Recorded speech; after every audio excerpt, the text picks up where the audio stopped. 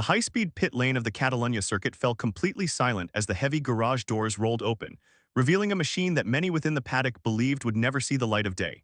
For months, reports suggested that Yamaha was facing an unprecedented internal crisis, caught between the historical legacy of their iconic inline-four engine and the brutal modern reality of European V4 dominance.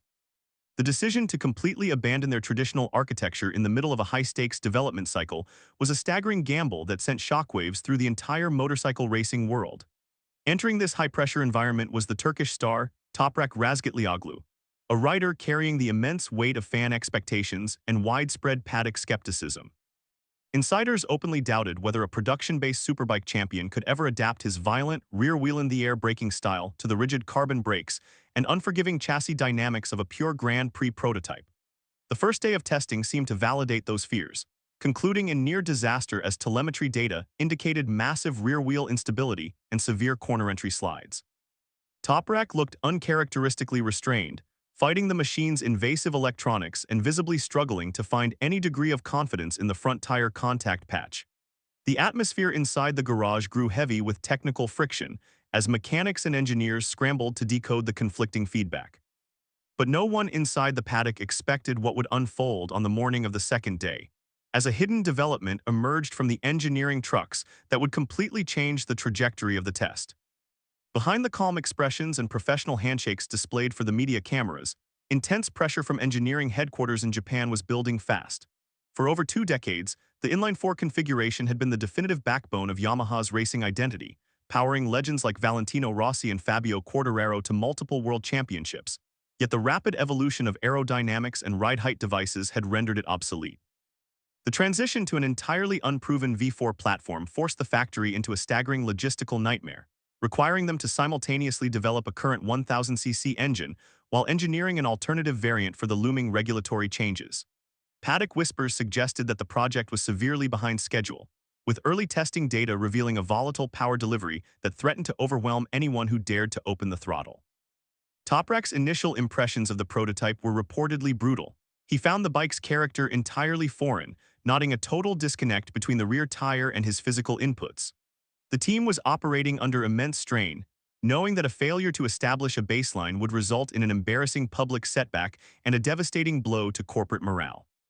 Observers noted intense, late-night debriefs behind closed doors, where telemetry graphs were cross-examined under a cloud of technical disagreement.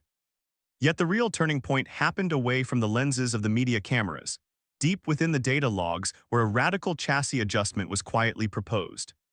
Inside the garage, whispers began spreading among the mechanics about an unreleased, heavily modified chassis prototype that had been flown in from Japan under total secrecy.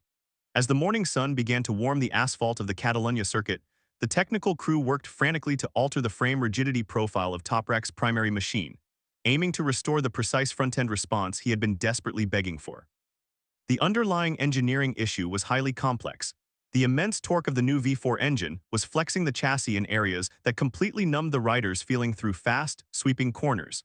Some mechanics claimed something felt off with the initial weight distribution, prompting crew chief Alberto Girabuola to authorize a radical departure from their standard testing blueprint.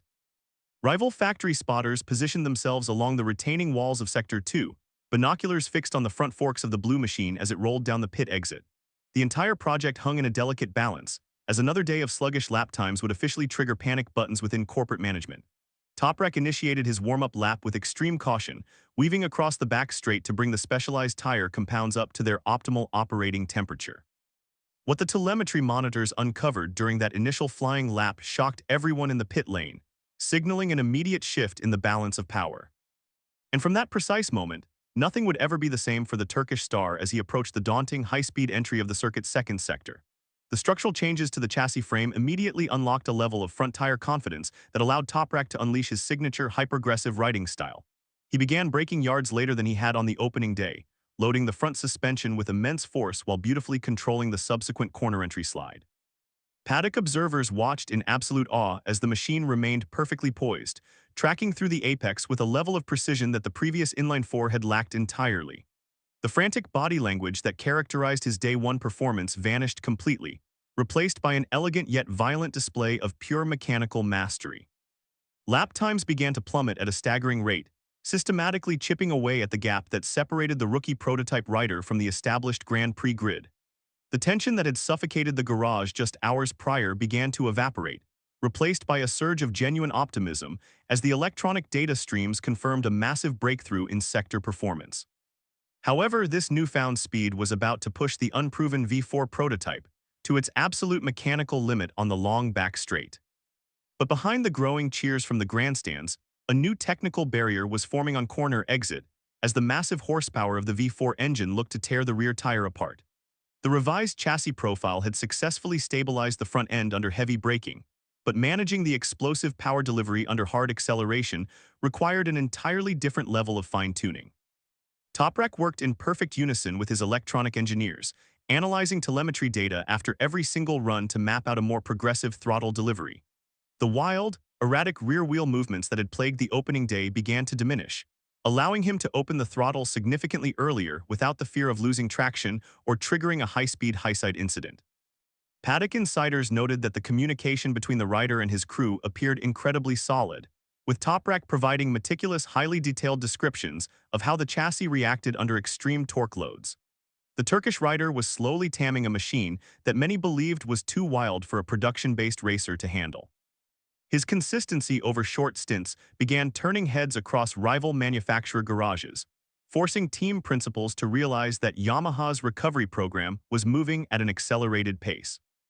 But what happened during the final long-run simulation of the afternoon left even his closest team members completely stunned. Yet this spectacular display of raw speed was only the beginning of a far more complex test of endurance as the afternoon heat peaked over the Barcelona circuit. The technical staff fueled the prototype to capacity, instructing Toprak to complete a demanding, consecutive lap simulation to understand how the new chassis configuration would behave on heavily degraded tires. What followed was an absolute masterclass in adaptation, as the rider strung together a sequence of blistering laps that put him directly in the middle group of permanent Grand Prix contenders. Even when the rear tire began to slide predictably across the final sweeping corners of the track, Toprak relied on pure instinct, using his dirt track sensibilities to guide the bucking machine through the apex.